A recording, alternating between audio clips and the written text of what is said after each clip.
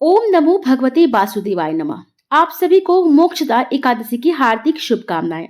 आज का दिन पितरों को मुक्ति दिलाने के लिए बहुत ही खास है, क्योंकि जिन पितरों को मोक्ष प्राप्ति नहीं होता है या तो नहीं हुआ है या जो नरक में रह गए हैं, उनके लिए आज के दिन एक लोटा जल में थोड़े से काले तिल मिलाकर दक्षिण दिशा की तरफ मुख करके पितृ तर्पण करने से पितरों को बैंकुट लोक की प्राप्ति होती है और उन्हें मोक्ष मिल जाता है।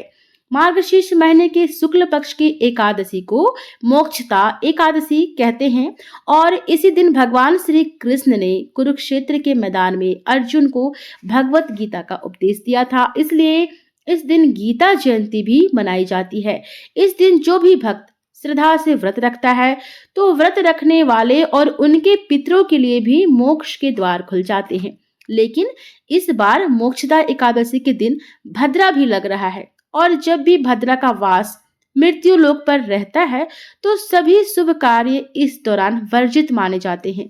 साथ ही साथ एक दिन पहले रविवार का दिन होने के कारण यह भी असमंजस बना हुआ है कि तुलसी जी में जल किस दिन अर्पित करें और तुलसी जी के पत्ते किस दिन तोड़ें, क्योंकि नियमों के अनुसार दशमी तिथि के दिन तुलसी जी में जल अर्पित करके तुलसी जी के पत्ते भी तोड़ लिए जाते हैं, ताकि भक्त एकादशी और द्वादशी तिथि के दिन भगवान विष्णु को या भगवान कृष्ण को भोग लगाते समय तुलसी के पत्ते अर्पित कर सकें।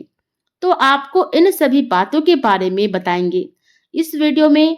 अगर आप एंड तक देखिएगा तो समझ आएगा, इसलिए जरूरी है कि एंड तक आप वीडियो को जरूर देखें। अगर आपको जानकारी अच्छी लगे तो वीडियो को लाइक जरूर कीजिएगा। देखिए, इस बार मोक्षदा एकादशी का व्रत 1 दिसंबर सोमवार को रखा जाएगा और एकादशी तिथि 30 नवंबर रविवार रात 9:30 से शुरू हो रही है। एकादशी तिथि समाप्ति होगी 1 दिसंबर सोमवार को शाम 7:01 पर।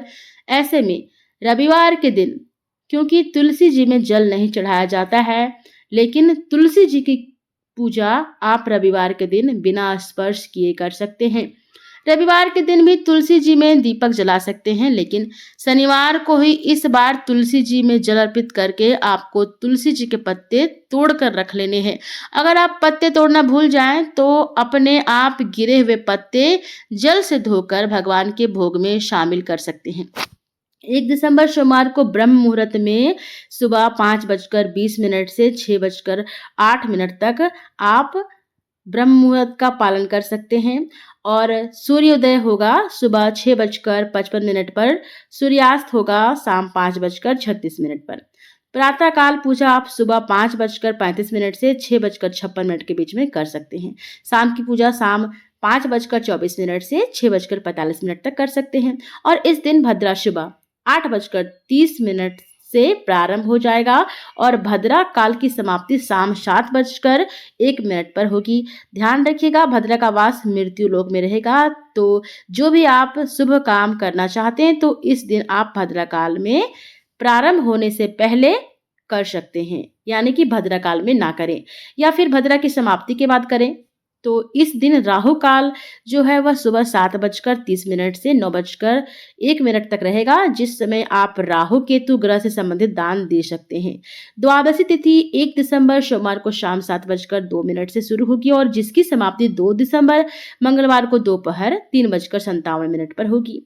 द्वादश तिथि यानी व्रत पारण वाले दिन 2 दिसंबर मंगलवार को ब्रह्म मुहूर्त सुबह 5:20 से 6:08 तक है।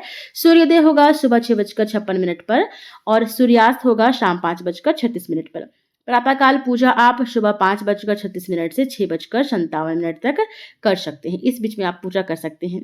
शाम की पूजा शाम 5:24 से 6:45 तक कीजिएगा और इस दिन शिववास कैलाश पर रहने वाला है। राहु काल दोपहर 3 बजे से 4:30 तक रहेगा।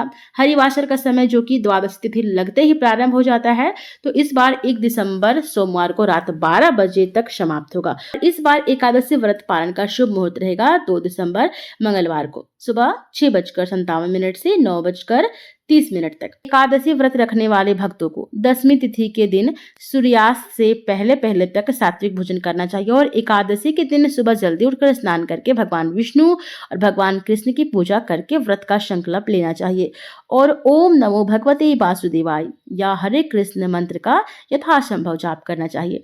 क्योंकि इस दिन गीता जयंती भी है, इसलिए श्रीमद् भगवत गीता का पाठ जरूर करें और संभव हो तो भगवत गीता की पुस्तक भी दान करें। एकादशी के रात को जागरण, भजन, कीर्तन करें और द्वादशी तिथि के दिन सूर्योदय के बाद ही व्रत का पालन करें। व्रत पालन करने से पहले भगवान को भोग लगाएं, जिसमें तुलसी के पत्ते अवश्य होना चाहिए और निर्धारित मुहूर्त के अंदर अंदर व्रत का पालन करें। इस दिन आप सभी अपनी सामर्थ्य के अनुसार दान दक्षिणा भी जरूर दें और हो सके तो आप खाने पीने की वस्तु भी दान कर सकते हैं। अगर ये वीडियो पसंद आए तो लाइक करें और हमारे चैनल को अभी तक सब्सक्राइब नहीं किया है तो जरूर करें। धन्यवाद।